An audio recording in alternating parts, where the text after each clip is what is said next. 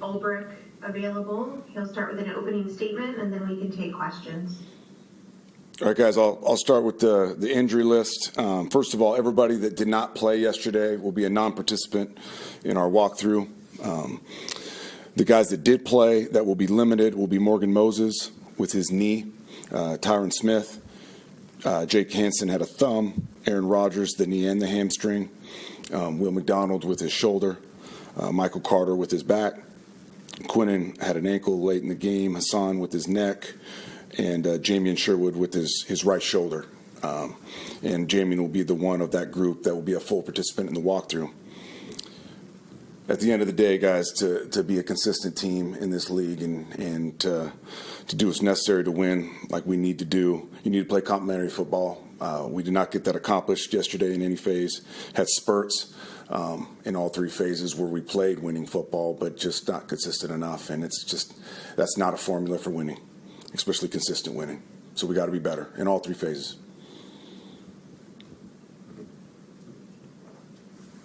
Hey, Jeff, on the injuries with CJ, we talked to him after the game. He said he was just sort of like a stinger that locked up on him.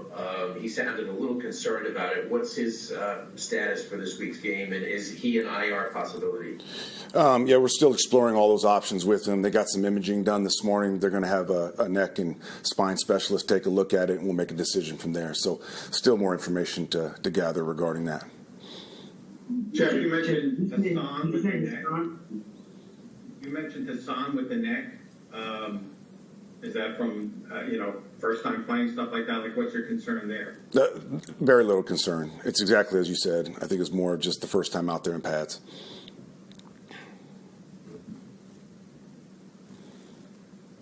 Jeff, we really asked you about this last week, but Lazard not playing. How serious is his chest injury? It's been week to week, and this week will be another week where hopefully, he makes more progress and he's able to play.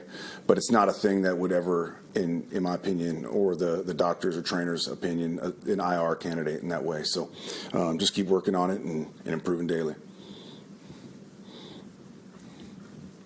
Is Aaron's knee and hamstring no worse for wear? Is he pretty much the same as last week? Yeah, that's exactly as he said it this morning. No worse for the wear. So that's a positive. Jeff, what's the plan at kicker right now? What's the plan to kicker right now? We're going to bring in a couple guys to work out tomorrow. We're going to take them out to the stadium, and we'll make a decision by Thursday to see what's best for the team.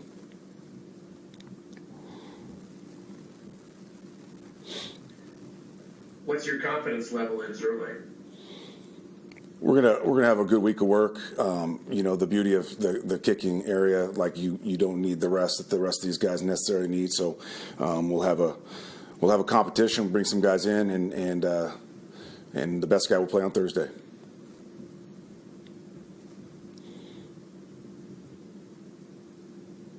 So if there's a competition tomorrow, the best player on Thursday is Greg. Part of that competition, Jeff? I'm just a little unclear on that. We're exploring all the options right now. We really are. So we're going to bring the kickers in for a workout, see where they stand, and make a decision after that. One of the things you preached since you became the coach is accountability, and so you have a guy like Zerline, who's obviously not performed his job up to his capabilities. So how do you stand in front of the team and preach accountability if, he's not being held accountable? Well, in my opinion, accountability is controlling the controllables. His lack of making kicks is not a byproduct of lack of work. Not putting the time in, not devoting himself in every way to the process of trying to get right. So accountability to me is it's not always just the results, it's the process. A lot of times we can't control the results.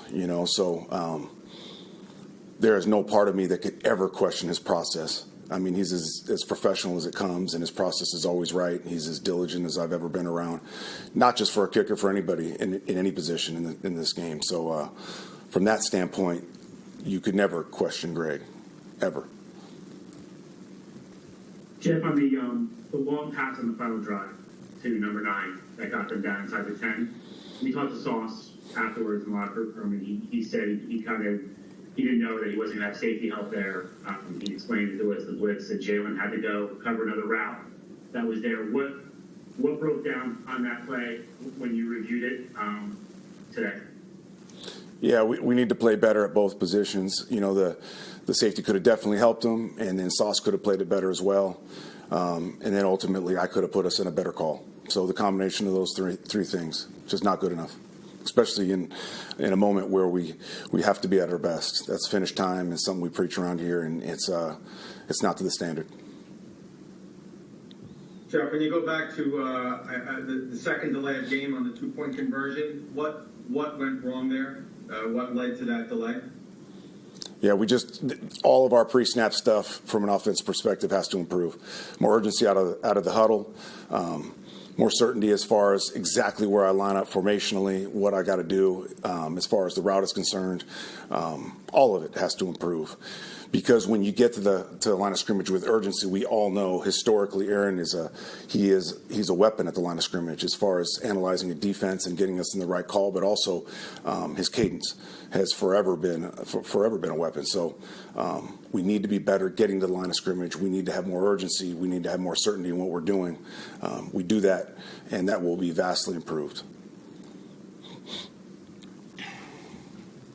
Jeff, did you take us through the decision, the 4th and 1 on the 11, when you decided to kick it in the third quarter? How much did you consider going for it there, and just why did you end up kicking? I just wanted the points, in all honesty. Wanted the points, wanted an opportunity to take the lead. Felt like the defense was playing good football at that point, and I was going to put it in their hands. Other than possibly kicker, do you foresee any other changes this week in whatever players? And you spoke yesterday about taking a long look about the play calling for yourself. Do you see any changes? It's still early. We'll look at everything humanly possible. From playing to coaching to all of it. But I'm going to maintain play calling. I'm trying to create as much continuity on this coaching staff as possible, and I believe that's the best thing to do as far as that's concerned.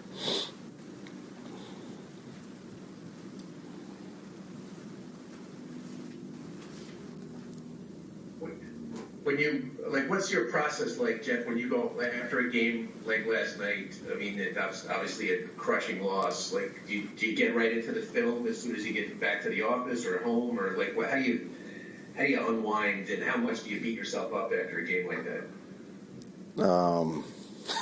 That's an interesting question. I mean, my process starts on the bus ride. So as we're leaving the stadium, I grade the tape before I even get to the plane. And then by the time I get to the plane, I'm already writing notes and ways to improve, things we could have done better.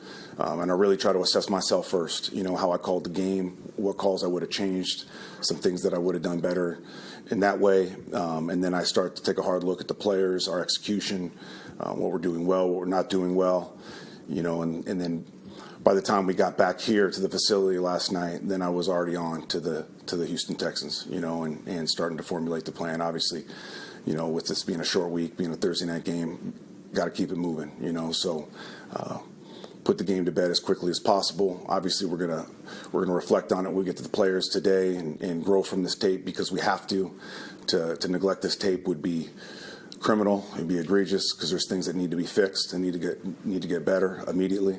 But at the same time, quickly move on to the Houston Texans.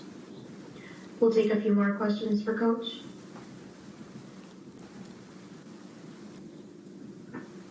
Jeff, I think when people look at this team and look at the roster and see, there's a lot of Pro Bowl guys, all pro guys, some guys who are going to have gold jackets someday, probably, right?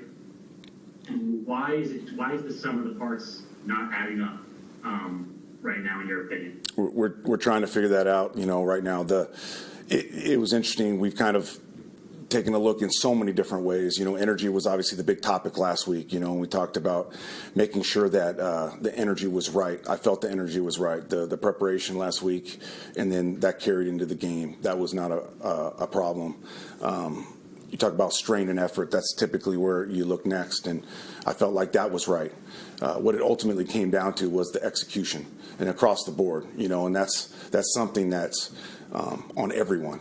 not just players, not just coaches, the collective group. We're not executing like we're capable of executing. And until we do that, this thing will not change. So we got to get better in all that we do when it comes to performing the plays and performing the techniques, performing all the base principles that we know and we own at the deepest level. So that's got to get better.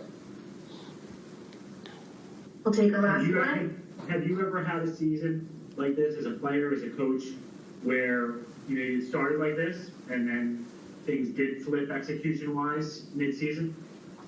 I actually did. I was part of a coaching change when Mike Nolan was fired in San Francisco and Mike Singletary became the interim, and we went through a similar lull after the fact, and then we caught some steam and some momentum late, and got going in the right direction. So I have been through something similar. Thanks, Coach. Thank you, guys. That concludes today's availability.